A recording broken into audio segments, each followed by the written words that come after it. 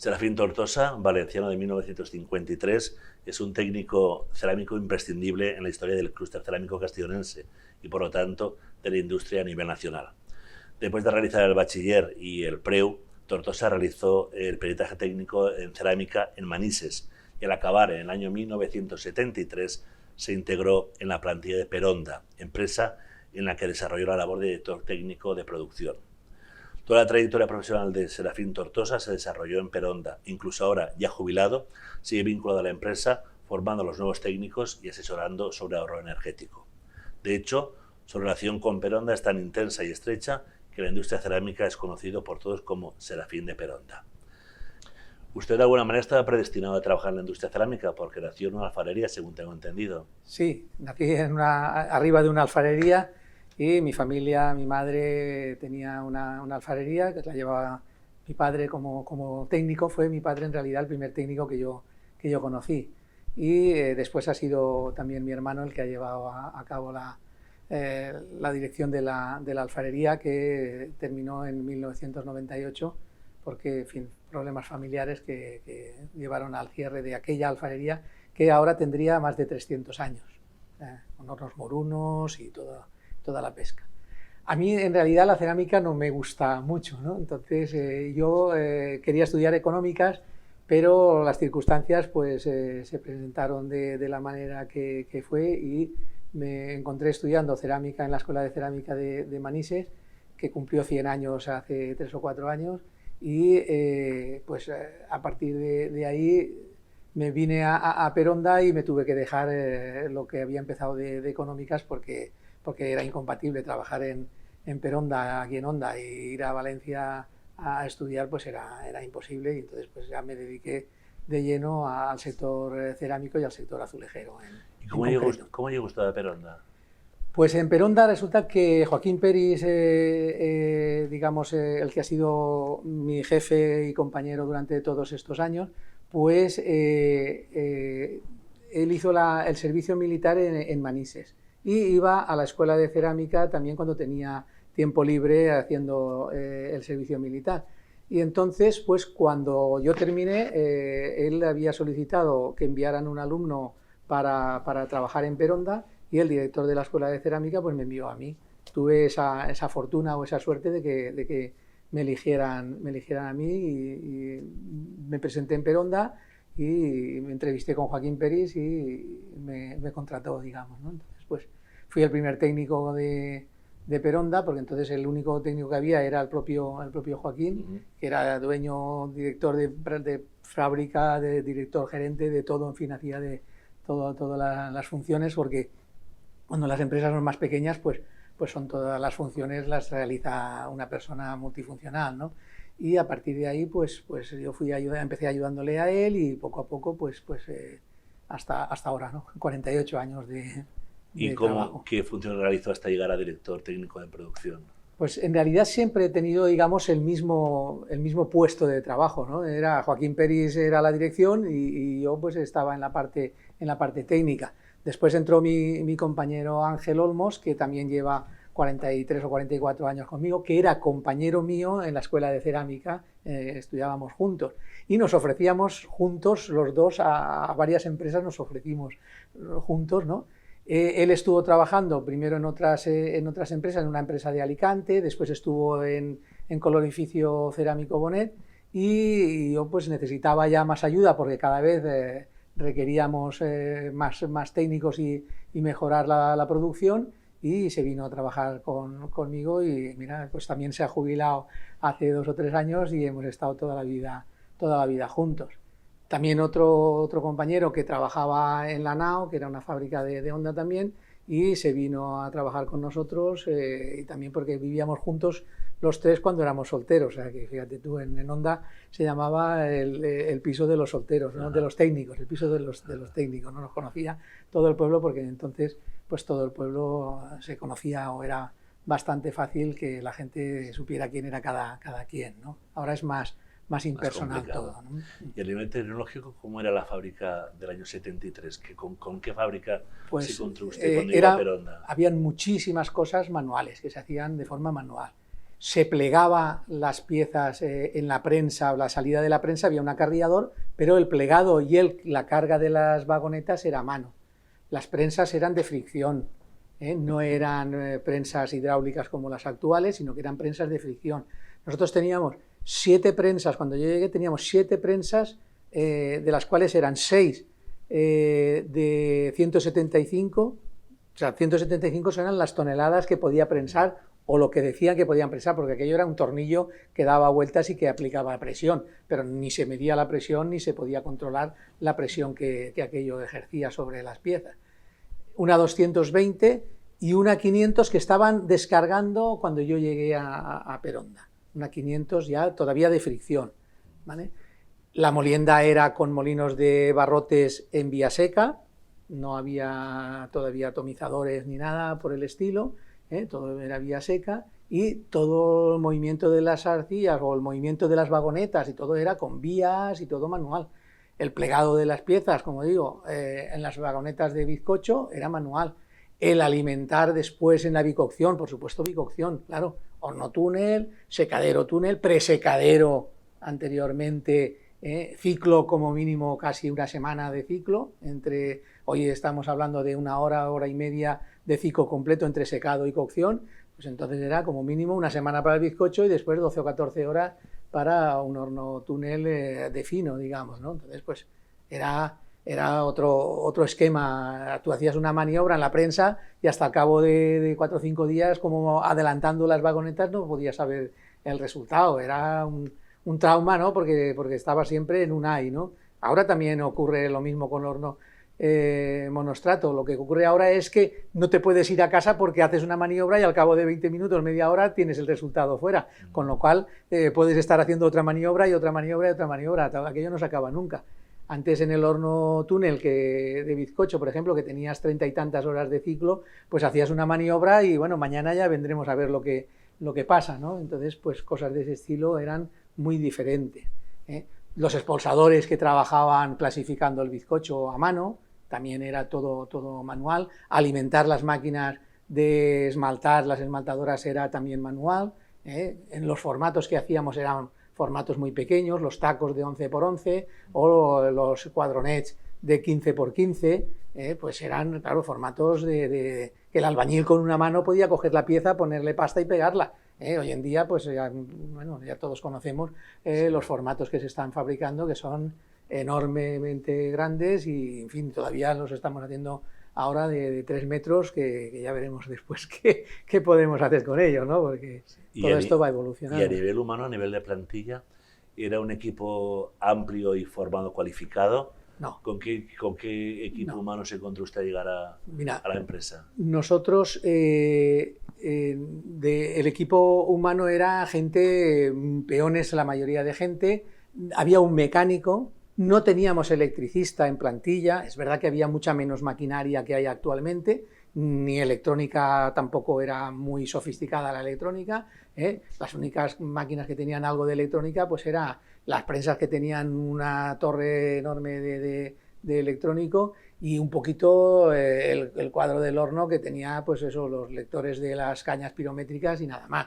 El resto era todo manual, todo mecánico. Entonces ya digo, teníamos un mecánico, no teníamos electricista. Cuando teníamos una avería eléctrica se llamaba a Chorba, que era el electricista de entonces, y venía del pueblo con su furgoneta y te reparaba lo que fuera y ya está. Pues eso era. Hoy en día pues tenemos un electricista por turno en cada planta o más, y más otros de ayuda, más 5 mecánicos o 4 mecánicos, en fin, hay una cantidad de gente. Lo mismo pasaba en la parte comercial. En la parte comercial había un comercial en Peronda nada más, de plantilla de Peronda trabajando en Peronda había un comercial nada más. Hoy en día hay, no sé, 20, 30 comerciales, seguro que hay, no los he contado, pero seguro que hay un montón de comerciales. En almacén no había gente de almacén. Cuando los que estaban clasificando a mano el fino, que estaban sentados en una silla, iban clasificándolo a mano y dejándolo en montoncitos, y otro iba poniéndoles las cajas de tubo de cartón, pues los que estaban clasificando a mano eran los que cargaban los camiones, y los camiones se cargaban sin palets, se cargaban a granel. Eran cosas, vamos, que hoy en día serían inverosímiles. también eso fue en los primeros años. Lógicamente ya hace muchos años que se carga con palet y que se han ido poniendo máquinas de clasificar automáticas y todo eso, pero el principio que yo conocí era ese que estamos hablando, casi todo de forma manual, o sea que... Y en aquellos años se comparaba ya a la industria cerámica española con la italiana. ¿España se miraba un poco en Italia? Sí, pero Italia era, Eso. yo creo que era otro mundo todavía, ¿no? Nosotros yo creo que tardamos por lo menos 20 años en alcanzarles, incluso después superarles, pero en aquellos años yo creo que Italia, sobre todo los italianos en cuanto a diseño y a lo mejor las máquinas eran las mismas que nosotros, pero en cuanto a diseño y en cuanto digamos, a lo que era el ser capaces de vender el material y tal, pues ellos en ese aspecto yo creo que nos llevaban bastante ventaja, ¿no?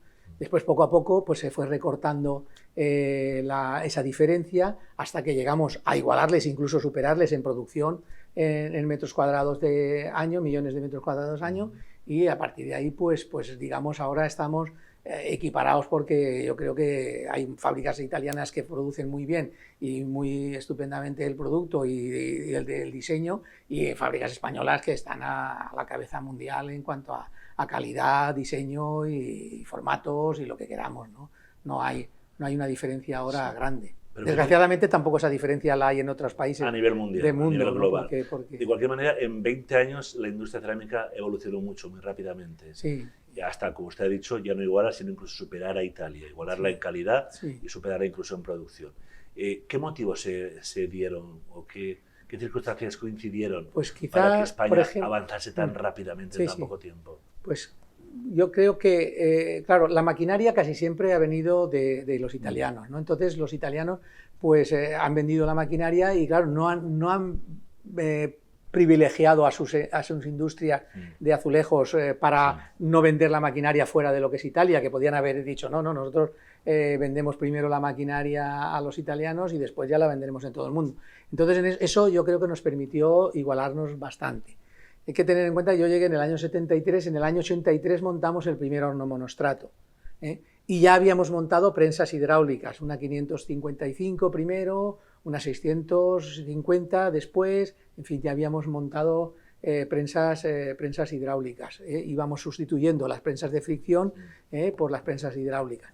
Yo cuento muchas veces que en mi vida en Peronda hemos derribado y vuelto a construir la fábrica 3 o 4 veces. Por dentro, las naves fuera en la planta más antigua, la planta 1, son las mismas, pero por dentro no hay nada de lo que ni de lugar de ubicación ni de maquinaria que sea la original, digamos, ¿no? Se ha cambiado todo completamente. El molino de Villaseca que decíamos actualmente ya no existe, y hace muchos años, y ahí ahora están los bombos de esmalte, por ejemplo, los molinos de esmalte. Pues cambia completamente todas las circunstancias.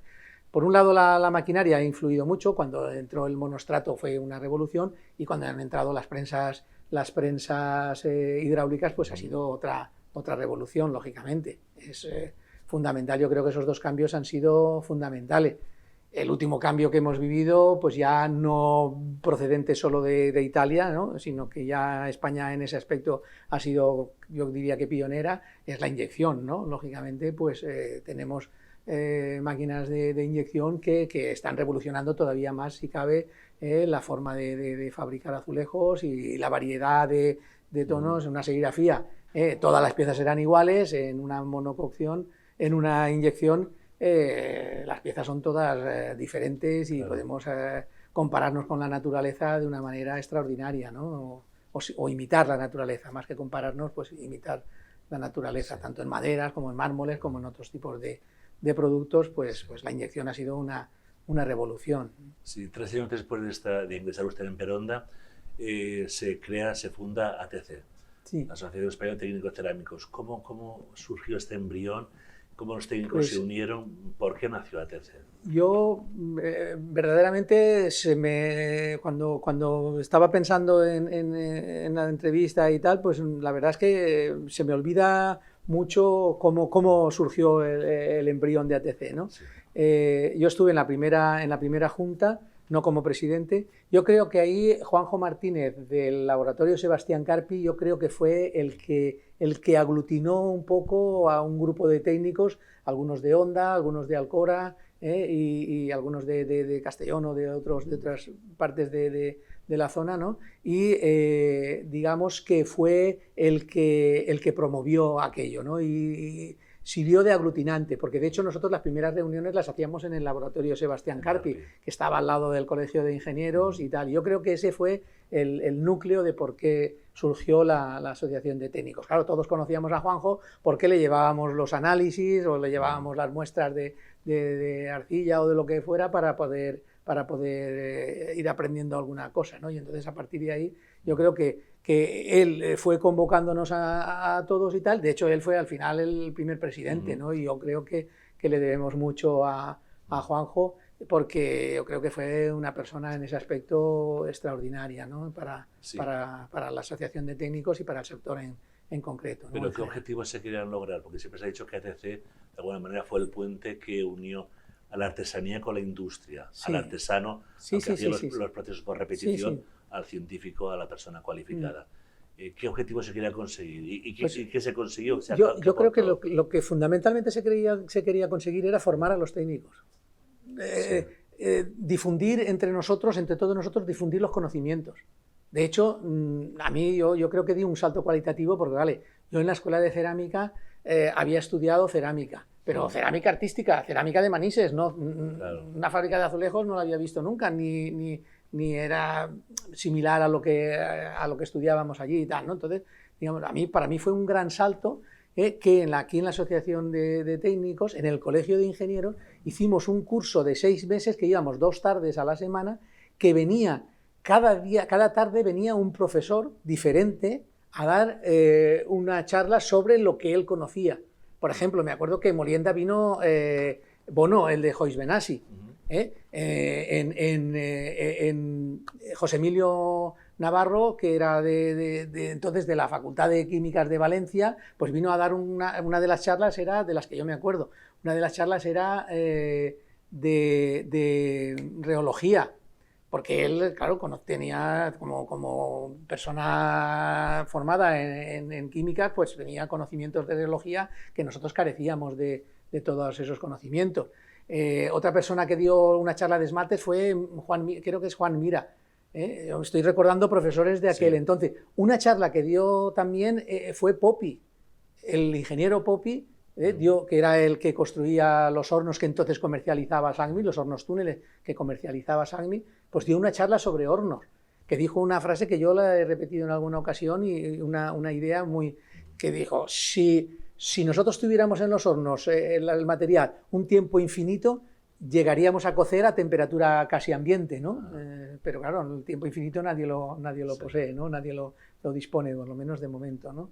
Entonces, pues un poco como diciendo, pues, la temperatura, si tú alargas el tiempo, pues al final la temperatura casi ambiente. De hecho, yo creo que nosotros lo que hacemos es fabricar rocas. O sea, estamos fabricando, los azulejos son rocas, ¿no? La naturaleza necesita millones de años para fabricar las rocas y nosotros pues las fabricamos ahora en 1 hora y media, ¿no? Y antes en 1 semana pues fabricábamos piedras, ¿no? De alguna manera pues es una manera. La presión pues la ejerce las montañas o la ejerce el interior, y la temperatura, o pues eso, a temperaturas más bajas pues la naturaleza va creando esas rocas que nosotros aceleramos con una presión muy grande en las prensas y con una temperatura de cocción muchísimo más elevada, digamos. Pero a las empresas y a los empresarios sobre todo, ¿no les dio un cierto miedo, un cierto reparo que técnicos de distintas empresas se uniesen y compartiesen incluso conocimientos?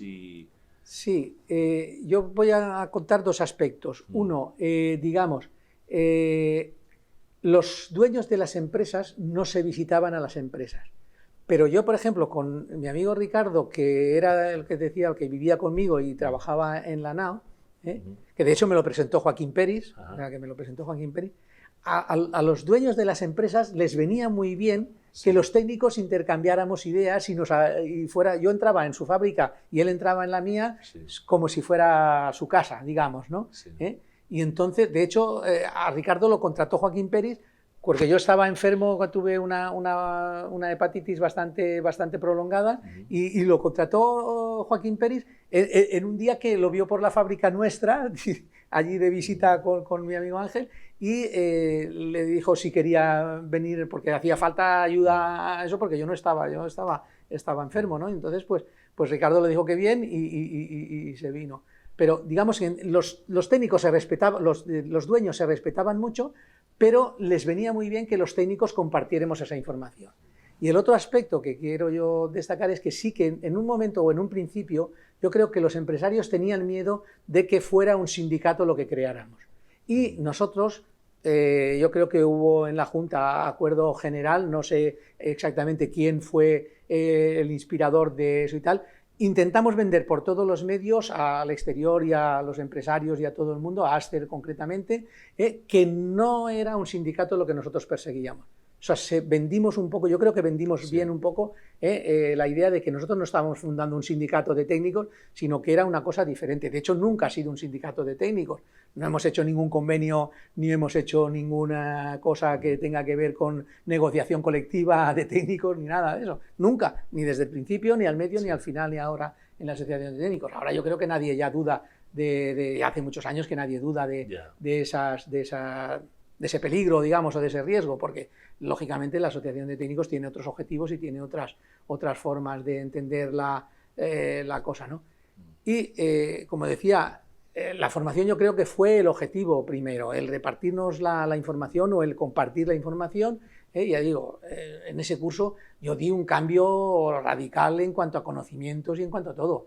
Y yo digo después que también a lo largo de todos estos años que he estado haciendo yo he hecho como 5 carreras.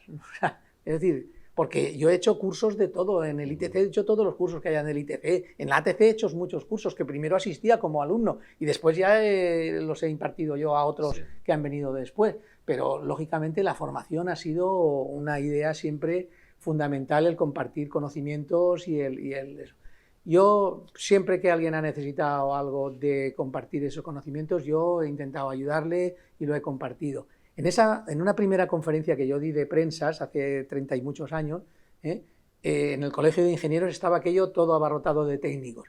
Y yo sudaba, yo estaba todo, muy nervioso porque era la primera vez que hablaba en público. Además, no sé cuántos técnicos habían, pero igual habían 150 técnicos allí. El Colegio de Ingenieros, todo lleno, abierto unas puertas que habían detrás, todo lleno de técnicos. Y claro, no sabías qué conocimientos tenía cada técnico, porque ahí podía haber gente que sabía más que tú de prensas, ¿no? Y tal, pues yo me fui tranquilizando cuando la gente empezó a hacer preguntas y yo veía que las contestaba las preguntas y que sabía de lo que estaba hablando, ¿no? Entonces me tranquilicé y tal, y a partir de ahí pues ya no he tenido problemas, o ya por lo menos he estado muchísimo más tranquilo a la hora de hablar en público, y ya no me ha causado tanto miedo, ¿no? El hablar en público. ¿Usted considera entonces que ese canal que creó ATC de transmisión del conocimiento fue básico, por lo menos fue vital, en la evolución, tan rápida evolución del sector cerámico de la que antes estábamos hablando? Sí, ¿Qué papel jugó ATC en esa yo creo que los técnicos yo creo que hicieron que las máquinas funcionaran. Es que ahora nadie se plantea que tú montas un horno y no funciona. Nadie se plantea que montas una prensa y no va. Pero en aquella época se montaron hornos que no llegaron ni a ponerse en marcha. Gaia Forés, por ejemplo, montó un horno para hacer grés entonces de monococción, un horno túnel, no llegó a funcionar nada más que unos meses o un tiempo muy corto. No quiero hablar de cuánto tiempo porque no recuerdo exactamente y lo desconozco si digo alguna cosa que sea incierta. No digo que... Pero quiero decir que se montaron maquinarias que no llegaban a funcionar. Nosotros, por ejemplo, montamos una máquina de clasificar que venía un técnico italiano y un electrónico que nosotros hemos dicho que no teníamos ni electricista en planta, ¿vale? Y la hacía funcionar, nada, enseguida la hacía funcionar. El hombre se iba a Italia porque no tenían aquí delegación entonces en España, cosa que después ya todo el mundo, que los italianos tenían aquí su delegación, porque si no, no daban servicio y lógicamente las máquinas tenían mala prensa porque no funcionaban. Entonces venía el técnico italiano y la máquina funcionaba perfectamente. Se iba el técnico italiano, no teníamos ningún electrónico, no teníamos casi ni electricista, ya digo, uno de fuera que sí, vale, tiraba cable y pasaba corriente, pero en cuanto tuviera que hacer una regulación o una programación o algo, cero patatero, ¿no? No había informática tampoco en las fábricas. Claro. Yo fui el responsable de la primera red de ordenadores en Peronda, pero porque aquello del país de los ciegos, el tuerto, ¿no? Porque claro, nadie sabía nada de ordenadores, pues oye, yo sabía nada, pero bueno, más que ninguno, que no era mucho, y monté la primera red de ordenadores, o sea, que hacías un poco también cosas que ahora hay 3 informáticos en la empresa o 4, en fin, es decir, cambian completamente las formas de trabajar, ¿no? Se puede decir que el sector se fue construyendo un poquito de manera artesanal, ¿no? Un poquito Sí. con las inquietudes de cada uno. Sí, yo creo que, ya digo, las prensas y los hornos, el horno monostrato dio un salto cualitativo y además es que, digamos que la calidad también que sacaba un horno monostrato comparada con las calidades de una bicocción con un bizcocho en un horno túnel y tal, pues era una gran ventaja trabajar en un horno monostrato, ¿no? Entonces eso yo creo que fue también lo mismo, las prensas de fricción eran unas prensas, no eran manuales, porque la verdad es que apretabas 2 botones y aquello funcionaba automáticamente, pero a nosotros nos cayó el motor de la prensa 220 que estaba colgado arriba, que era el que movía los discos que hacían manejar, o sea, subir y bajar el tornillo de la prensa. Nos cayó el motor 2 veces al suelo, porque se arrancó de querer darle más fuerza y al final se arrancaba había que soldar otra vez el soporte del motor para cogerlo allí. ¿Por qué? Pues porque íbamos muy al límite para hacer un 20x20, ¿eh? No estamos hablando de hacer ningún formato. Para hacer un 20x20 pues necesitábamos más presión de lo que eran capaces de dar aquellas prensas. Tú pones una prensa hidráulica y la cosa cambia, el concepto cambia completamente, ¿eh? Lo que era medir una compactación, por ejemplo. Nosotros tuvimos una vez, hace muchos años, al principio un penetrómetro para medir eso. Si no, la manera de medir las piezas, si estaban bien prensadas o no estaban bien prensadas, era romperlas.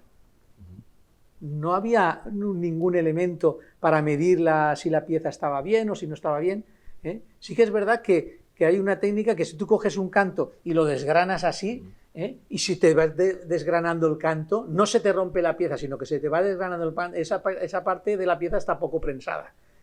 Pero ya lo estoy diciendo todo, ¿no? Sí, imagínate lo que es, el control científico es perfecto, ¿no? O sea, romper el canto de la pieza, pues, claro. lo hacíamos así. ¿Sirve? Sí, claro, sirve. El molinero tenía un Spedi para medir la humedad, que es un aparato que funcionaba con carburo de silicio, y con carburo de silicio, no con carburo. Lo del carburo de silicio son las camaretas y yo lo he añadido a eso, con carburo, ¿vale? Y lo que hacías era echar la arcilla, echar el carburo, taparlo aquello como si fuera una botella de presión y aquello producía acetileno y lo que hacía era aumentar la presión de la aguja que tenía allí el manómetro y marcaba la cantidad de humedad que tenía la arcilla. Que el molinero, ¿qué hacía?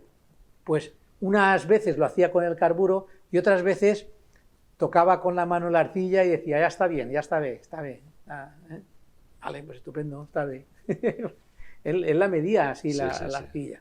Y las arcillas se hacían en eras. Y la fórmula de la arcilla las hacía el hombre del tractor con una pala y tiraba 5 paladas de geldo y 2 de araya, por ejemplo.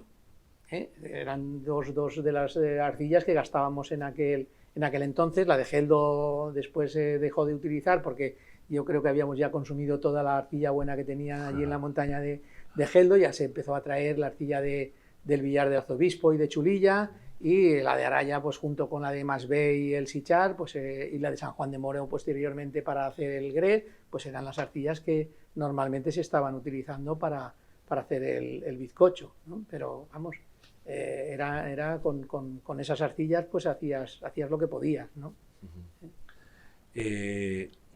¿Cómo han evolucionado las prioridades del sector cerámico? Me refiero, cuando usted llegó a Peronda, la prioridad era aumentar la calidad, era el medio ambiente, era reducir costes. ¿Cómo han ido evolucionando esas? Del medio ambiente ni se conocía. Ni se conocía. medio ambiente, nada. La calidad sí que intentábamos mejorar la calidad, pero fundamentalmente por la rentabilidad, claro, no es lo mismo vender primera que vender segunda, aunque entonces la segunda tenía buen precio, ¿eh? No es como ahora la segunda prácticamente no la quiere nadie, el precio ahora de la segunda es de muerte, no tiene valor casi la segunda. Nosotros entonces hacíamos primera, que era el estándar, la segunda, que era la comercial, la tercera, y la cuarta, y los rotos, ¿vale? Habían 4 calidades. Y los rebucheros estaban esperando a los clasificadores que terminaran de clasificar para llevarse las clases bajas, porque después ellos hacían sus cambalaches o las reclasificaban o directamente sin reclasificar le ponían el cuño de primera y ellos las vendían como podían a su mercado o a su gente y tal igual. Tampoco el público exigía unas calidades extraordinarias, pero por ejemplo sí que el bizcocho no habían segundas y terceras, en el bizcocho eso o era bueno o era basura, ¿no? O era escombro, con lo cual pues en el bizcocho, mejorar el bizcocho sí que fue una cosa muy importante en cuanto a calidad, digamos, ¿no? Pero siempre hablando de rentabilidad, porque si no hacías calidad el bizcocho era rotura y entonces no podías esmaltar el material y te faltaba producción para el horno de fino, digamos, ¿no?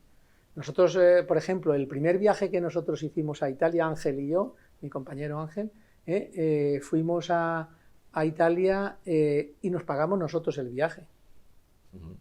Porque no había costumbre de que los técnicos fueran a la feria de Bolonia. Fue una decisión propia, una decisión... Sí, nosotros pedimos permiso porque sería, me imagino que era el puente del 12 de octubre o alguna cosa de esas, no me acuerdo ya exactamente y tal, pedimos permiso para salir una tarde antes y claro, la dirección, Joaquín Peris se quedaron un poco así como si diciendo, estos tíos van a Italia y se pagan ellos el viaje. Cuando volvimos nos pagaron el viaje, pero nosotros nos fuimos con la idea de que el viaje nos lo pagábamos nosotros. Nosotros nadie nos dijo, pasa que cuando volvimos ellos comprendieron que... Y fue a partir de ahí ya, era una costumbre que los técnicos fuéramos a Italia en las ferias y tal, ¿no? Y en aquella feria que ustedes fueron de Italia, ¿qué diferencias encontraron entre el azulejo español nosotros hicimos y el italiano? Un contacto, sobre todo, que fue un gran avance en el caso nuestro, estoy hablando solo del caso nuestro, no del caso del sector. Hicimos un contacto con la ingeniería de Leone Padua. Padua tenía un libro que se llamaba La cottura dei prodotti ceramici, que era un libro de referencia de manual, ¿no? Y de cama de todos los técnicos en aquel entonces. Entonces, hicimos ese viaje y contactamos con ellos y nos llevaron a ver varias fábricas que tenían quemadores de alta velocidad de la marca Partesotti, que yo le estoy muy agradecido al señor Partesotti, al abuelo Partesotti, no los que hay después, habían habido después, y nosotros cuando nos vinimos aquí nos trajimos la idea de poner mecheros de alta velocidad tanto en la parte de la base de la vagoneta, en los laterales del horno, como en la bóveda del horno. Esa idea nosotros se la vendimos, digamos, a Joaquín Peris. Y Joaquín aceptó esa idea, ¿vale? Y aceptó esa idea, entonces montamos esos quemadores, vino el señor Partesotti, que yo estuve 15 días con él, que no salíamos de la fábrica, nos pasábamos los dos 15 días en la fábrica, y nos pasamos 15 días porque era el ciclo de todo lo prensado, era más de una semana y tal, hasta que aquello empezó a salir bien, ¿vale? Porque no solo nos empezó a mejorar solo porque teníamos los mecheros de alta velocidad. El señor Partesotti, que era el fabricante de los quemadores, pero él se implicó tanto en el proceso que empezamos por las prensas, a mejorar las prensas, por eso estoy muy agradecido, porque me ayudó muchísimo. Hay dos italianos, bueno, varios seguro, ¿no? Que seguro que hay más, pero uno fue Partesotti y otro fue Mario Ferrari de la Mori, ¿no? Mario Ferrari de la Mori a mí también me enseñó muchísimo de hornos. Estuvimos, cuando montábamos los hornos de él, estábamos dando vueltas todo el día alrededor del horno, íbamos a la salida, veíamos el resultado, íbamos al cuadro de la entrada, corregíamos lo que le parecía a él, todo era regular quemadores, regular todo y tal y cual. Yo aprendí muchísimo con él, ¿no? Entonces estoy hablando del año 73, del año 83, ¿no? O sea, estoy hablando de hace casi 40 años, ¿no? Entonces, pues pues son personas que a mí me han servido para mejorar y para mejorar, por supuesto, a Peronda, digamos. Pues cuando montamos esos quemadores y hicimos la mejora desde las prensas, todo el secado y todo el horno, la regulación del horno y tal, porque nosotros yo pasaba unas vagonetas piloto por el horno túnel de bizcocho y habían casi 350 grados de diferencia, más fría la parte del centro y de abajo del horno que la parte de arriba y del exterior. Pasábamos una vagoneta piloto con 3 cañas pirométricas y medíamos la temperatura abajo y arriba. Y habían casi 350 grados de diferencia. Cuando metimos esos quemadores de alta velocidad, esa diferencia se redujo. ¿Y qué pudimos hacer? Aumentar la velocidad del horno. Y al aumentar la velocidad del horno, en lugar de hacer 2000 metros justitos que no llegábamos porque nos salía muy mal el material, porque el del centro salía muy rojo, el de arriba salía quemado, y entonces había que tirarlo a la basura porque si no, no secaba el esmalte y no chupaba el bizcocho, todo eso eran problemas. Pues cuando pusimos esos quemadores conseguimos aumentar la velocidad del horno y fíjate, si aumentamos la calidad y aumentamos la producción, las dos cosas, que montamos un segundo horno de fino. O sea, pudimos montar el segundo horno de fino gracias a la mejora que habíamos obtenido en el bizcocho porque nos sobraba entonces bizcocho.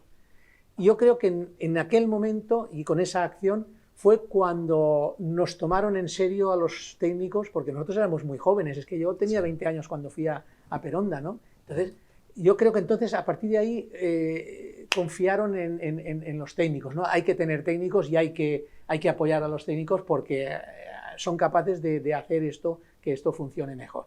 Yo creo que eso fue un punto, ya digo, eso para Peronda porque fue un caso concreto nuestro, digamos, ¿no?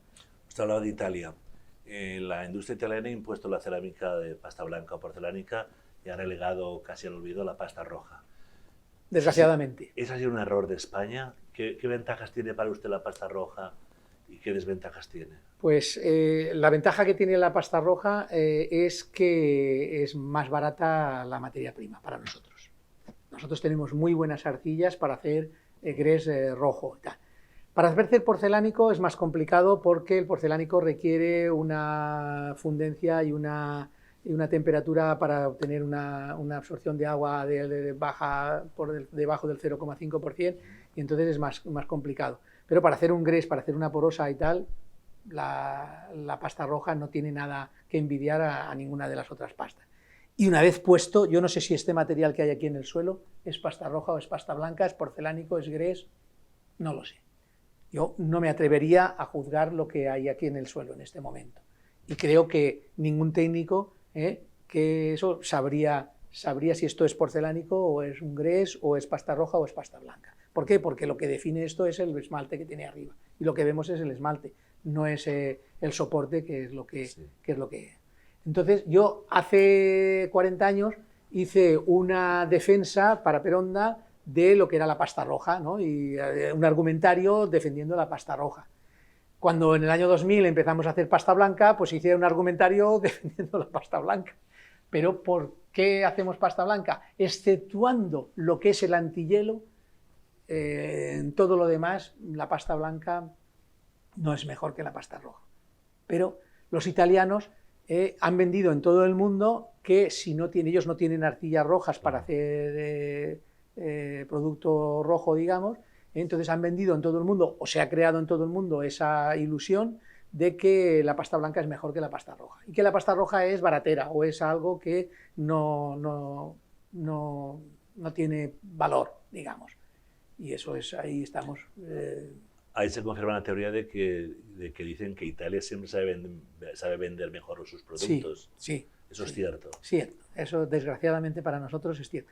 Ahora ya no es tan cierto como era hace unos años. Sí. ¿Por qué? Pues porque cada vez yo una de las cosas que hago en formar, no solo formo técnicos en Peronda, yo esta mañana he estado dando clase a comerciales.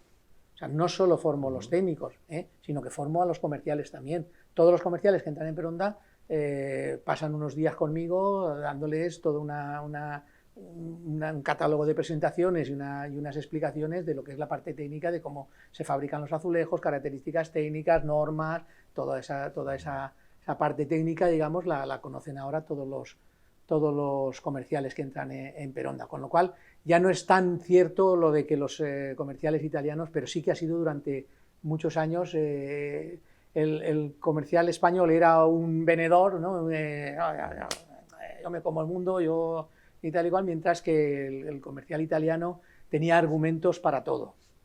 Una cosa que hacen los italianos siempre cuando vienen aquí a España, no de comerciales, sino de comerciales de maquinaria, por ejemplo, o de otros productos que los recibimos nosotros los técnicos españoles, es que ellos siempre van preguntándote cosas. O sea, ellos se llevan toda la información que pueden de ti. Ellos empiezan y tal, buenos días, un cafetito, no sé qué, lo que quieras tú y tal, pero, y bueno, ¿y cómo va no sé qué? ¿Y cómo no sé cuánto? ¿Y qué no sé menos? ¿Y qué no sé más? Y son ellos. Y nosotros cuando vamos, lo digo porque a nosotros nos pasa también como técnicos o a algún encargado mío que ha ido de visita a otra fábrica, y vamos a ver una cosa, y él estaba dando 27 explicaciones al que, pues si vamos a ver aquello, pregunta sobre aquello y aprende sobre aquello. Claro. Y tal, pues nosotros a veces tenemos la costumbre de que nosotros decimos todo lo que pensamos, pero no preguntamos y le sacamos información al que está hablando con nosotros, digamos, ¿no? Somos en ese aspecto un poco demasiado... y aprendemos menos, ¿no? Y claro, los técnicos italianos aprenden mucho y eso les sirve después para tener argumentos, y siempre los técnicos, los vendedores italianos, yo creo que van más preparados para defender su producto. Usted también es experto en ahorro energético.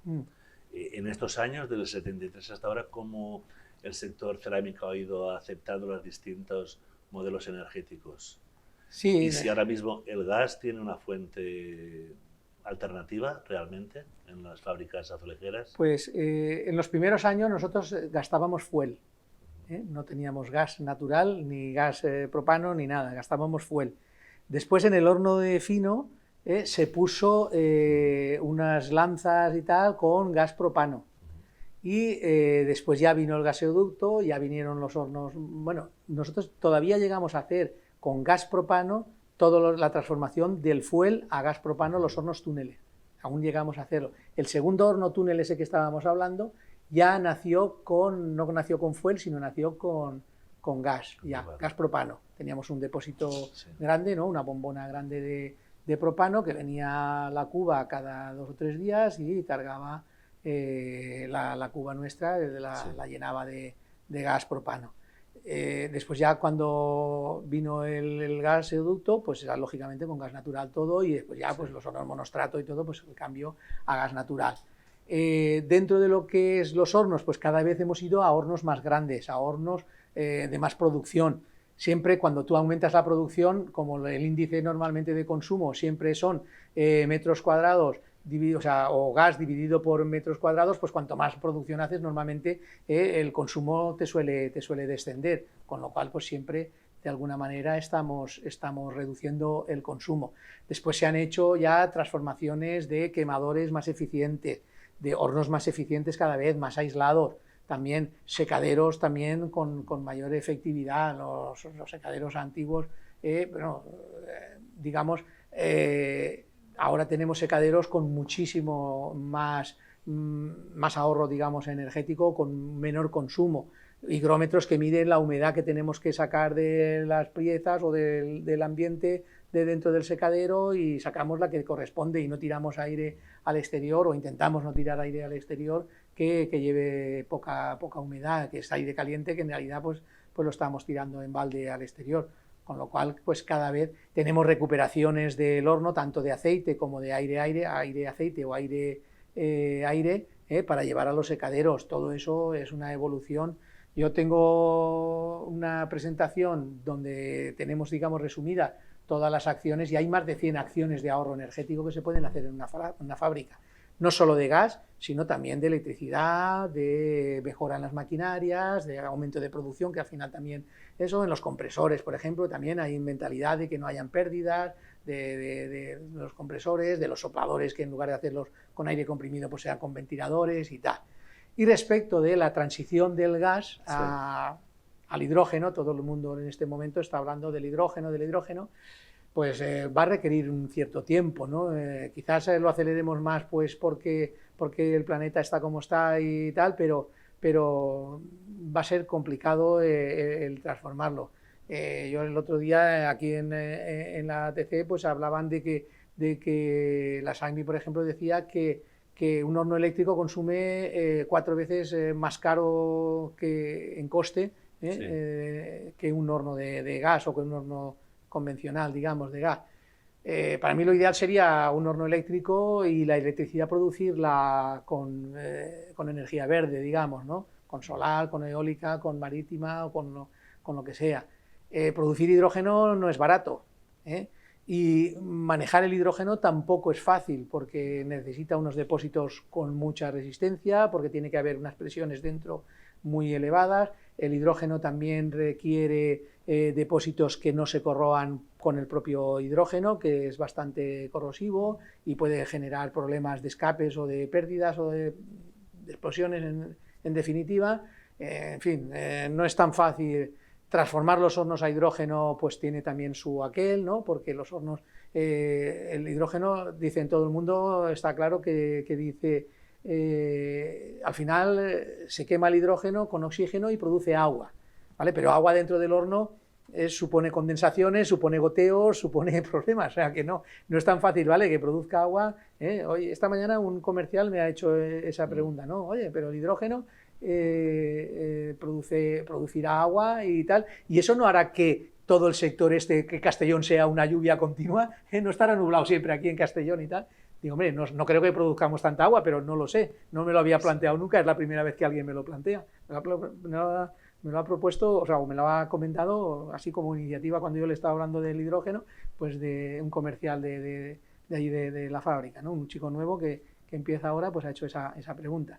Y digo, bueno, pues en todo caso, para que no se vaya y tengamos aquí una Galicia lloviendo todos los días, pues a lo mejor, o a lo mejor es la solución, que mira, la sequía la cambiamos a base de producir lluvia todos los días, ¿no? No lo sé. Esa transición sería una transición cara para las empresas. Yo creo que sí, que sí, para las empresas, porque no sé si el gasoducto serviría, no lo sé. Hay que transformar los hornos. Sí.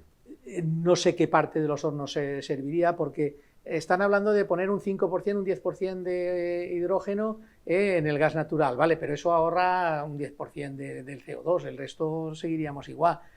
Para ya subir a porcentajes del 40 al 50%, ya las transformaciones en el horno son todos los equipos de combustión, todas las conducciones, ya tiene una complejidad mayor. Y para cambiar el 100%, pues todavía la transformación del horno incluso a lo mejor será sustitución de hornos. Si no hay más remedio, pues habrá que hacerlo. También para hacer los eléctricos habrá que sustituir los hornos porque son completamente o bastante diferentes a los hornos convencionales y no hay las circulaciones de aire que nosotros ahora tenemos con los gases de combustión y tal, ¿no? Con todo eso, pues también creo que también sería una revolución hacer los eléctricos. Yo me inclino por los eléctricos, pero solo por costumbre de las muflas eléctricas y tal, que es algo que en cerámica se ha utilizado desde hace muchos años y por eso parece que sea un concepto más afín, ¿no? El hidrógeno es que es algo que dices, vale, hidrógeno, pero no sé. En la búsqueda de fuentes alternativas al gas también se ha hablado alguna vez incluso del oxígeno y también de los hornos microondas. ¿Eso es viable o se trata de ciencia ficción? Yo no tengo ninguna experiencia y tal, solo sé que una gente de Zaragoza, de alguna universidad de Zaragoza, que han estado haciendo pruebas y tal y cual, pero no tengo ninguna experiencia ni un conocimiento o un leer artículos de una manera que haya gente que esté trabajando y me extraña mucho que SACMI, City y tal, si los microondas fuera una cosa que fuera factible, estuviera, ellos no sé, ellos están gastando muchísimo dinero para que no hayan caído en la cuenta de que el microondas pudiera ser una cosa. No digo que no pueda ocurrir, que a lo mejor yo estoy equivocado, pero no tengo conocimientos suficientes de lo que sería esa tecnología de microondas. Desde luego, el microondas que tenemos todos en la cabeza de lo que tenemos en la cocina no debe de ser así, ¿no? El microondas no debe ser así. Yo a veces pensaba que nosotros podríamos llegar a un día que en la prensa hiciéramos así y aquello y saliera un azulejo ya fabricado, ¿no? No es factible, pero sí. Bueno, a lo mejor algún día llegamos a algún proceso que pueda hacer eso. Pero hoy en día me extraña que SACMI y City, que son los mayores productores de horno del mundo, no estén ya probando un horno de microondas de verdad, y no se haya corrido la voz o en todo el mundo estén haciendo ellos ya algún pinito. Entonces, en el año 73, cuando usted ingresa en Peronda, básicamente fabricaba cerámica España e Italia, con una fuerza mundial. Ahora mismo todo el mundo fabrica azulejos. ¿Cómo ve usted esta situación y cuál es el papel que yo la comparo a los racholares. El racholar era la fábrica de ladrillos de toda la vida, con un horno Hoffman o con un horno de leña o de carbón después y tal, ¿vale? Y cada pueblo tenía su racholar. En Onda había uno, en mi familia, aparte de la alfarería, mis tíos tenían un racholar en Alfara del Patriarca, y había otro en Moncada, y había otro en tal, y ¿por qué? Porque es un producto de bajo valor añadido, de mucho peso y de bajo valor, ¿vale? Y entonces, claro, transportar eso muy lejos resulta caro. Yo ahora estoy en contacto en esta temporada con gente de Hispalí que fabrica ladrillos, y yo les hago la pregunta, ¿ustedes exportan? Y me dicen, sí, exportamos. Claro, no exportan el ladrillo común, pues cada uno se lo fabrica. Exportan un ladrillo de caravista, ya esmaltado, algo ya más específico, algún refractario, algo...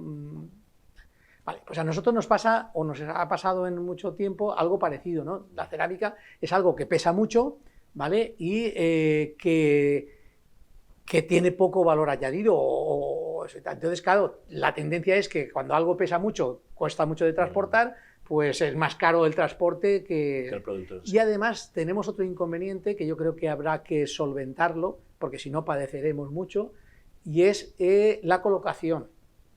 La colocación, yo he pertenecido al comité técnico de Qualicer durante muchos años, hasta que me he jubilado, y entonces la colocación, ya había alguien que hace años hacía ponencias diciendo que en Alemania costaba 3 o 4 veces más la colocación que el azulejo. Claro, entonces ¿cómo competir con las maderas esas que las ponen en un rato y que las quitan y que van sueltas y que van machimbradas y los laminados estos, ¿no? ¿Cómo competir ahora con el linóleo que vuelve otra vez a tomar, digamos, carrerilla, con respeto? Porque realmente la colocación no ha evolucionado. Sí que ha evolucionado la producción, sí que ha evolucionado la imagen del azulejo, pero la colocación sigue siendo básicamente la misma de hace 100 años. Sí. ¿Qué se puede hacer ahí? Básicamente, pues ese es el reto, por eso decía yo que ese es un reto muy importante que tenemos que hacer. No podemos morir porque la colocación no evolucione. No podemos morir, me refiero a los fabricantes de azulejos, digamos, ¿no? Porque la colocación... hicimos aquí en la Asociación de Técnicos, hicimos unas jornadas que se llamaban la tertulia. Y una de las tertulias era... Eso lo hacíamos unos cuantos años antes del año 2000, pensando que el futuro a partir del año 2000, decíamos, ¿no? Han pasado 4 días y ya estamos al 2021, O sea que... Entonces ya hablaba gente de panelización, ya hablaba gente de tal y cual, pero todo eso no ha llegado a...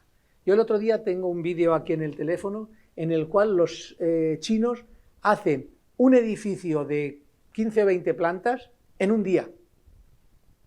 En un día levantan todo un edificio de 15 o 20 plantas completo, con hasta los muebles y todo. Claro, todo es modular, con unas grúas meten como si fueran contenedores, como esta habitación que tenemos aquí en este momento, y lo hacen en un día. Claro, no es que lo fabrican el edificio en un día, lo están montando en naves industriales como si fuera una línea de fabricar coches y tal y cual. Entonces, ¿qué haré? Pues a lo mejor ese es el futuro, que ya no tiene que ir un albañil a colocar y tal y cual, pero después tendremos lo que es la reposición, que es otro tema. Vale, pueden construir un edificio en un día, pero la reposición, ¿qué haremos? Pues ahí yo creo que ahí está el reto. Nosotros tenemos que acabar colocando el material, que tú llegues ahí y lo coloques. Facilitar la colocación. Ese será un reto a seguir. Claro. ¿Qué otros retos tiene ante sí el sector cerámico para seguir manteniendo por lo menos el sector cerámico español, para mantener su liderazgo a nivel internacional? Mantener el liderazgo cada vez va a ser más difícil. Yo creo que cada mantener el liderazgo. Una de las cosas que comentábamos off the record antes, ¿no? Era un poco la agrupación de empresas que se están produciendo. Exacto, sí.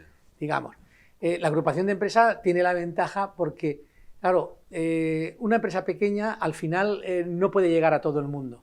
Entonces, la agrupación de empresas, la ventaja que tiene es que es un grupo muy grande que puede diversificar en cada planta, sacar una rentabilidad mayor, sin perder calidad, sin perder diseño, sin perder toda una serie de factores, sino solo porque en esta planta hago este formato, este tipo de pasta, este tipo de tal, me especializo en eso, y en otra planta hago otra cosa, en otra planta hago otra cosa, y entonces pues las fábricas son más rentables. Cuando tú en una fábrica estás continuamente cambiando en el horno de formato de pasta, de modelo y de tal y de cual, al final pues pierdes...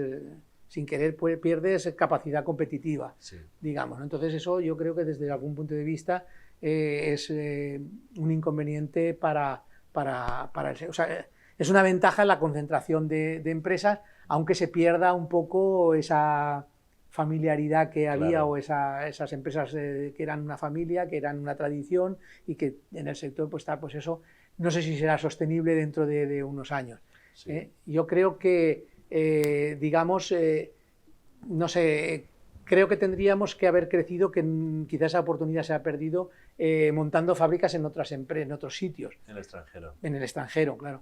Pero eso es deslocalización, eso ya no es industria española, ya es capital español o capital del que sea, y eso pues se queda por aquí, por allá y por acullá, ¿no? Por otro lado, hay grupos de inversores, sí, ya no digo familias de aquí o gente de aquí que está haciendo grupos, ¿no? Sino hay grupos inversores de fuera que están invirtiendo aquí fuertemente. Si están invirtiendo aquí fuertemente será porque ven posibilidades de continuidad, o la continuidad que ellos prevén son solo 5 años, sacar beneficio y... no lo sé. Eso habría que preguntárselo a lo que los inversores estos extranjeros están realizando en España. No sé si ellos tienen una visión diferente o unos datos que nosotros no conocemos, ¿no?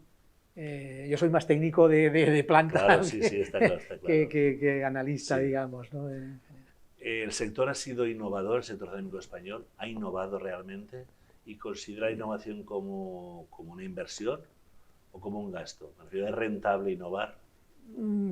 Es que habría que definir muy bien lo que es la innovación, y la innovación es muy complicado de definir, ¿no? Porque ¿se atreve a darnos una definición, sí, de innovación? Yo no me atrevo a dar eso, porque hay veces, sí, que la innovación se trata de hacer cosas estrambóticas que no haga nadie. A veces la innovación solo es quitarle aire a un quemador. Y eso ahorra. Claro. Entonces, pues, y es una innovación. ¿Por qué? Porque a lo mejor uno estaba trabajando toda la vida con una, sí, cierta, o con un sistema de una manera determinada, o con... Innovación es cambiar una rejilla de un carro. Y es una innovación pequeña, es poner regletas, o poner no sé qué, o poner no sé cuántos, y es una pequeña innovación. Eso son innovaciones.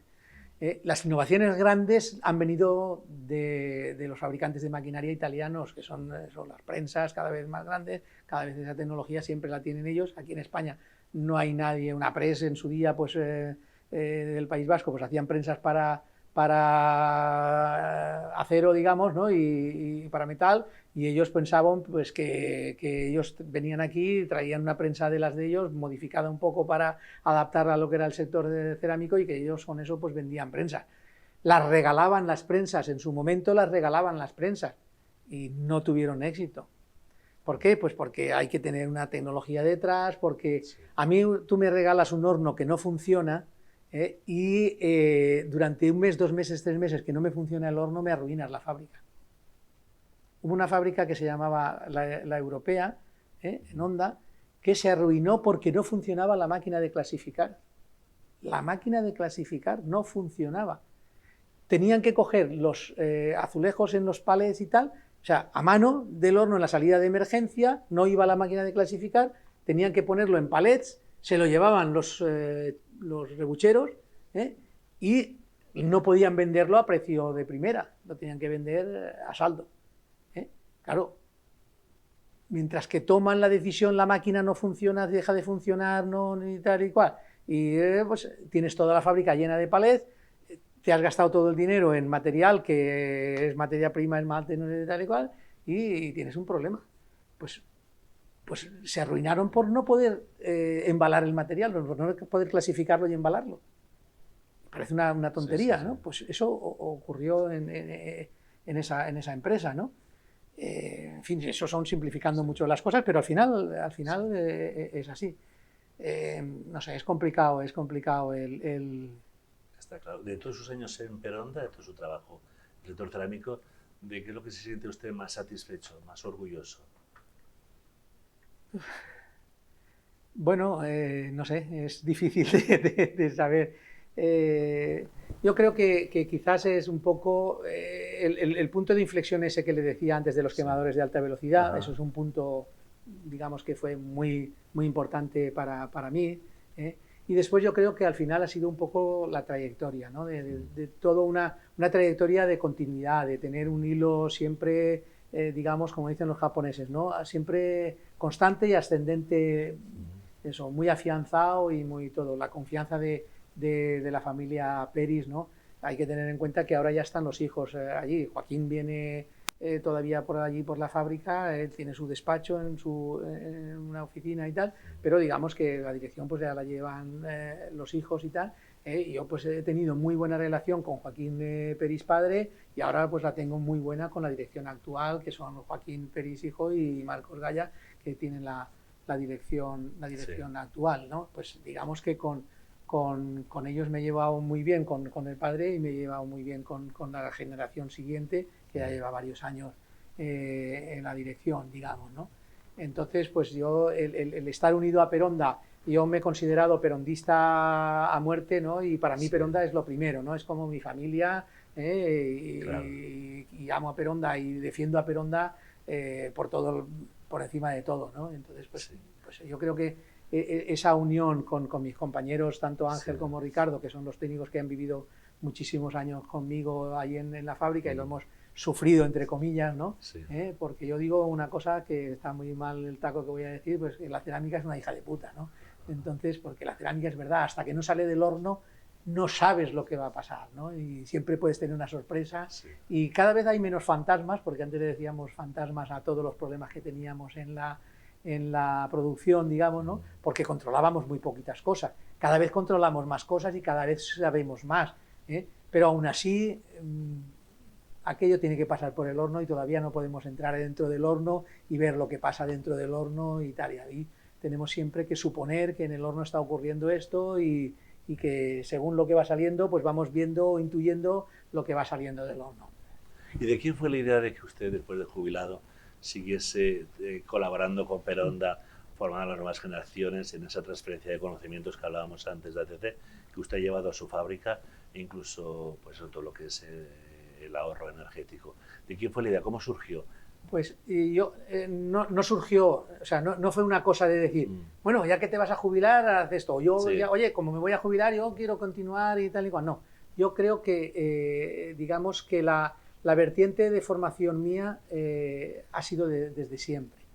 Nosotros hace 44, 45 años, yo contraté un maestro para enseñar a la gente. Un maestro, no un técnico, no, un maestro, que enseñaba a la gente a escribir, enseñaba las operaciones básicas, la regla de 3 y cosas de ese estilo. Entonces, digamos que yo ya quería o ya intuía que había que formar a la gente, ya intuía que la gente, si no tenía formación, no iba a progresar la empresa. Una de las cosas que yo hice, por ejemplo, fue que todos los operarios sepan hacer todo lo que en su puesto de trabajo tienen que hacer. En Peronda no cambian los moldes un equipo que cambia los moldes, lo cambia el prensista con el encargado de prensa. No hay un equipo de mecánicos y de electricistas que viene. Si hay una avería, vendrá un electricista y tal y cual. Si hay una cosa que se sale de sus funciones y tal. Pero la mayoría de reparaciones, la mayoría de regulaciones de la máquina de tal y cual, lo hacen los prensistas, saben hacerlo. Los horneros lo mismo. Yo he estado en muchas fábricas donde el hornero lo único que sabe hacer es apretar un botón y poco más. Sí, si se cae un azulejo, pues lo barren del suelo y quitan la embozada y vale, y la ponen, saben rearmar la máquina para que vaya otra vez. Pero no saben regular la máquina y tal igual, no saben regular el horno. En Peronda saben regular el horno. saben prácticamente, algunos horneros sabrá incluso más que yo, que es bueno eso también. Había un japonés que yo hice un curso de calidad y fuimos a Japón, que decía que el que más tiene que saber del Gemba, que es el puesto de trabajo, es el operario que está en el puesto de trabajo. Claro.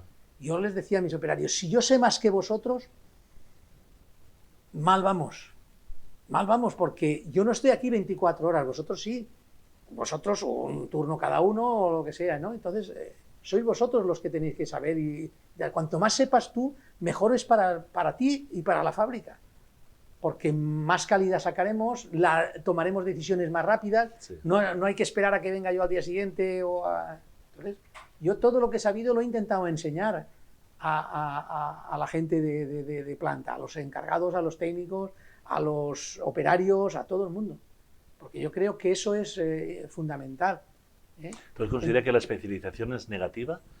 ¿Usted apuesta por un técnico más multidisciplinar, más generalista?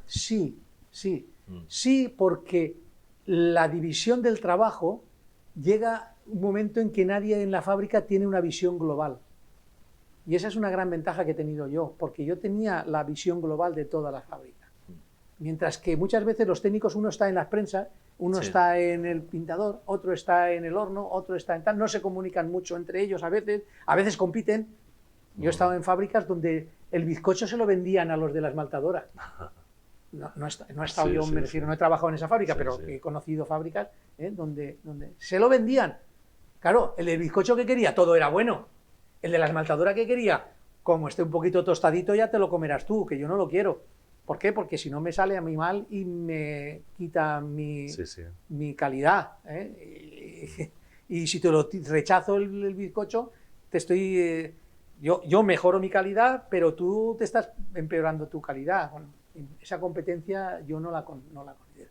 Yo he tenido la ventaja de que he estado siempre a nivel global de la fábrica y muchas veces resuelves problemas porque sabes lo que está pasando en prensas y sabes lo que está pasando en el horno. Que a veces hay que comunicarse para ver si hay... Sí. No, a veces no, siempre hay que comunicarse y esa buena comunicación, esa buena relación, hay que regarla, por decirlo de alguna manera, ¿no? Hay que abonarla y hay que fomentarla y hay que... Comunicar es muy difícil, y comunicar bien es mucho más difícil todavía. Y comunicar en dos sentidos, tanto para arriba como horizontalmente y tal, es muy complicado. Y eso en las fábricas a veces se nota, ¿no? que falta esa comunicación. Entonces, por un lado es bueno que el técnico se especialice, pero también es bueno que hayan por lo menos algunos técnicos que tengan un conocimiento global de lo que es la producción. No se queden solo en su zona, porque a veces pueden ayudar a otra sección porque tengan conocimientos. Oye, ¿no? Esto es... yo cuando tenemos un problema allí en Peronda, yo lo primero que digo es, el encargado de... Oye, cuidado que en las prensas, mira, está saliendo esto, mira a ver tú si tienes alguna responsabilidad. Al del pintador, oye, cuidado, mira tú. Al del horno, tú, mira. Para que todo el mundo, y cuando van a mirar cada uno su propio departamento, consiguen mejorar, aunque no sea culpa de ellos el problema inicial, pero mejoran otra cosa, porque mira, mirando lo de que era el problema aquel, resultó otra cosa que no me había dado cuenta, que estaba así o estaba así. Entonces... Sí. Yo, por eso digo, no ha sido un cambio de decir, yo me he jubilado y a ver qué hago ahora, ¿no? Pues vamos a crearte ahí eso y tú das clase y no. Yo he estado dando formación desde aquel maestro y durante toda la vida yo he estado haciendo formación a mi gente. Sí. Y cuando me he jubilado, he seguido haciendo formación a mi gente. Pero no incluso en ATC y en otras asociaciones. Sí, eso. Se ha dedicado también a formar a eso ahora ya es un... La gente dice, es que tú te gusta... Es verdad, me gusta hacer formación, de explicar las cosas y hacerlo, eso disfruto. Y preparándome las presentaciones y todo eso. Porque el técnico tiene que estar siempre en constante formación. Por supuesto. Yo le decía, yo he hecho cinco carreras en toda mi vida. ¿Por qué? Pues porque... Pero es que es que lo digo a veces y de repetirlo a veces diré, coño, no será verdad, ¿no? Pero es que... De informática, yo he hecho cursos de informática, de inglés he hecho cursos de inglés, de italiano he hecho cursos de italiano, de MS2, de prensas, o sea, yo he hecho cursos de todo lo que... De todo. Di el tema que quieras, de eso he hecho un curso. De calidad, un curso. De códigos de barras. ¿Por qué? Porque yo monté los códigos de barras en Peronda. que dirás, bueno, es una tontería, porque total pones una impresora y sí, pero hay que, con eso hay que darse... Yo recibo, la correspondencia de AENOR, que es la que gestiona los códigos de barra, la reciben en Pironda a mi nombre todavía. ¿Pero Sí, por sí. qué? Pues porque yo me di de alta en AENOR, porque tal y porque cual. Precisamente su apuesta por la transferencia del conocimiento, la difusión del conocimiento, le llevó a ser en el año 2017, recibir en el año 2017, mejor dicho, la insignia de oro de ATC. Sí. ¿Qué significó eso para usted? Bueno, pues eso era el culmen de mi carrera, digamos, ¿no? O sea, que sí, yo estoy muy agradecido a ATC, he dado mucho a ATC, pero también he recibido mucho Sí. de ATC, mucha formación al principio, después he participado y he colaborado en eso, y sobre todo he tenido relación con muchos técnicos. A mí hay mucha gente que me conoce en el sector que yo no sé quiénes son, y saben, y me conocen a mí porque he aparecido en la revista Técnica Cerámica con algún artículo, o porque me han escuchado en alguna conferencia de la Asociación de Técnicos o lo que sea y tal y cual. El conocer a mucha gente, el tener las puertas abiertas. Hace poco yo estaba hablando con una gente que estoy colaborando, que querían ir a una fábrica, y yo decía, Serafín, que todavía trabaja en Peronda, ¿podrá ir a ver tu fábrica? Y la contestación del técnico fue, estábamos haciendo una videoconferencia, dice, mira, no dejamos entrar a nadie, pero a Serafín no le puedo decir que no, porque cuando yo le pedí ir a ver a su fábrica, yo no me acordaba, yo no me acordaba, cuando yo le pedí ir a ver a su fábrica, él me abrió las puertas, me explicó todo y tal y cual. Yo a Serafín no le puedo decir que no. Pues yo creo que eso es el espíritu de la ATC. Ya. Que un técnico sea capaz de abrir las puertas y tal, porque eso beneficia. Dirás, oye, es que eso le beneficia a aquella empresa y a mí no. Al final también te beneficia a ti, porque al final hay un día que tú necesitarás ir a verle y aquel técnico dirá, oye, sí, estoy encantado de devolverte el favor. Y ese técnico, estoy seguro de que si en su fábrica no le dejan entrar a nadie, se peleará con el que sea para que me dejen entrar a mí o a otro técnico que sea de la TC, porque haya tenido, no sé, eso yo creo que es muy bonito y es muy especial del sector nuestro, ¿no? No sé si en otros sectores ocurrirá, pero yo creo que ese es el espíritu de la ATC. El espíritu de la ATC es ese, es compartir, es dialogar, y yo tengo el inconveniente de que soy de Valencia y entonces vivo en Valencia y voy a Valencia. Yo ahora he venido hoy de Valencia, me iré ahora cuando terminemos la charla a Valencia y tal. Y esa distancia, pues quieras que no, se nota, ¿no? Porque no eres de Castellón, no eres de Hondo, no vives el día a día sí vives la cerámica, pero no te relacionas a nivel de pueblo, digamos, ¿no? O a nivel de ciudad de Castellón. Pero lo he suplido, pues eso, con mucha dedicación, con mucho viaje de ir y venir. Para finalizar, ¿cuáles han sido los nombres, las personas que más han influido en su trayectoria profesional? ¿Se atrevería a dar unos nombres? Sí, bien, pues yo he dicho ya a algunos, ¿no? Pues quizás, pues por supuesto Joaquín Peris, yo lo pongo en primer lugar porque en fin, ha sido como un padre para mí en muchos aspectos, ¿no? Y además como un padre, yo creo que me ha formado además como persona, ¿no? ¿Cómo lo definiría como empresario, señor Peris? Pues él es muy tímido, él no le gusta figurar para nada, que a veces yo se lo criticaba, ¿no? Un poco como diciendo, oye, que tú eres la imagen de Peronda, ¿no? Que tú tienes que venderte, que tú tienes que salir, ¿no? Y entonces él en ese aspecto nunca le gusta figurar, nunca le gusta que la gente le alabe o que la gente tal, él prefiere estar siempre en un segundo plano y pasar desapercibido más que ser figura o ser alguien que tal. Mis compañeros Ángel y Ricardo, ¿no? que los he nombrado varias veces, pues hemos formado, con Ángel por supuesto, porque ya digo, estudiábamos juntos y después hemos vivido juntos de solteros y hemos tenido una amistad pues tremenda en ese aspecto, y con Ricardo pues lo mismo, también en muchos años de trayectoria juntos. Y después, a nivel, digamos, externo de Peronda, pues no sé, Gálvez, por ejemplo, José Gálvez de la SACMI, pues ha sido una persona que yo le aprecio mucho y que ha tenido Rabaglia, por ejemplo, también ha sido una persona con mucho mucho carisma o que yo aprecio mucho. Agustín Pollatos de Mácer, por ejemplo, pues ha sido tremendo, ¿no? Una persona tremenda con una trayectoria y que ha sido capaz de crear un imperio siendo una persona humilde, siendo una persona con una formación relativamente baja, digamos, y en cambio él es una persona intuitiva y una persona que es capaz de saber lo que tiene que hacer en cada momento sin tener una ingeniería, por decirlo de alguna manera, ¿no? Que a veces es la actitud y es el empuje que uno tiene que tener más que otras cosas.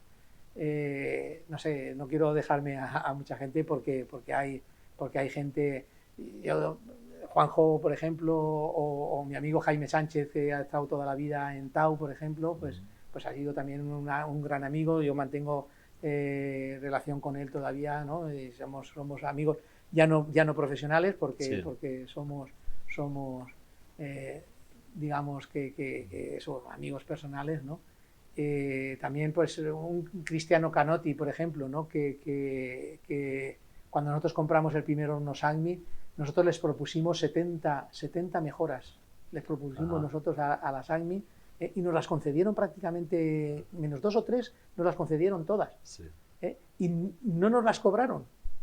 ¿Por qué? Porque para ellos era una información vital, claro, ¿no? Era mejorar su producto. Claro, era mejorar su producto, ¿no? Entonces, sí, pues era una cosa, pues eso, yo con él también sigo manteniendo contacto con él, aunque sea solo a través de WhatsApp o a través de algún escrito que nos hacemos de vez en cuando, y son gente que yo... Y he nombrado también, pues eso, a Mario Ferrari, porque cuando montamos el horno, pues él me enseñó muchísimo, y eso son cosas de agradecer lo que aprende. Ahora, hay que estar al lado de él también, claro. Hay que estar al lado de él y hay que... porque claro, lógicamente, pues si tú también puedes pasar desapercibido o no seguirle a él en todo eso y tal, tú te vas a la oficina y te estás en la oficina.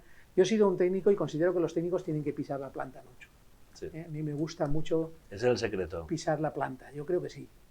Yo me sé, ahora ya llevo varios años jubilado y ya no tanto, pero yo me sabía la planta de memoria. Entonces, cuando hay algún problema, cuando hay alguna cosa, espera un momento, que tú estás diciendo que ahí no hay eso, ahí hay esto y esto y esto y esto. Ahí hay una cinta transportadora, ahí hay un no sé qué, hay un no sé cuánto. Yo sé poner todas las máquinas en marcha. Sí. Ahora ya no lo sabría, porque van evolucionando, la inyección más moderna, sí, pues ya no la he tocado, ya no la eso y tal, pero vamos, yo me sé poner un horno en marcha, y yo hace muchos años un técnico me buscó porque no sabían encender el horno túnel. ¿Cómo se enciende el horno túnel? No, tenían una fábrica que no sabía nadie encender el horno túnel. Fui yo allí a explicarles cómo se encendía el horno túnel. Pues cosas de ese estilo. Yo considero que un técnico tiene que saber todo lo que yo le exijo a un hornero, todo lo que le exijo a un prensista o a un encargado, yo lo tengo que saber. Porque si no lo sé, no se lo puedo exigir a él. Entonces, digamos que intento que sea así. ¿Por qué? Pues porque es la manera de que tú y de que la autoridad te viene cuando tú le resuelves problemas a la gente te respeta y la gente, claro, te aprecia tu autoridad, y entonces es que lo que este tío dice hay que hacerlo porque tiene razón. No porque sea el jefe, no, sino porque te lo demuestra y porque te lo razona y entonces yo creo que ahí es donde uno se gana el prestigio o la autoridad de mantener. No porque grite mucho ni porque... yo también he evolucionado en ese aspecto. Yo a veces pongo la evolución como la dictadura. Sí. Cuando yo empecé aquí en Peronda, vivía Franco todavía, y la gente no hacía vacaciones, y la gente le llamaba a Joaquín Peris el amo. Es que el amo ha dit. Eso es así. Sí, sí, sí.